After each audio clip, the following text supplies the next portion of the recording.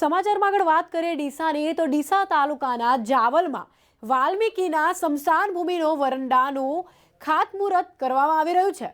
જી હા, બનાસકાંઠા જિલ્લાના ડીસા તાલુકાના જાવલ ગામમાં ડીસાના ધારાસભ્ય પ્રવીણભાઈ માળીના હસ્તે જાવલ ગામ વાલ્મીકી સ્મશાન ભૂમિનું વરંડાનું ખાતમુહૂર્ત કરવામાં આવ્યું હતું, જેમાં ઉપસ્થિત ગામના સરપંચ, ડેપ્યુટી સરપંચ, તલાટી કમ મંત્રી તેમજ આજુબાજુ ગામના સરપંચો તેમજ કુચાવાડા જિલ્લા પંચાયતના રાજાભાઈ ડોક્ટર તેમજ ભારતીય જનતા પાર્ટીના કાર્યકર્તા ઉપસ્થિત રહીને ડીસાના ધારાસભ્ય પ્રવીણભાઈના હસ્તે વાલ્મીકીની સ્મશાન ભૂમિના વરંડાનું ખાતમુહૂર્ત કર્યું હતું, જેમાં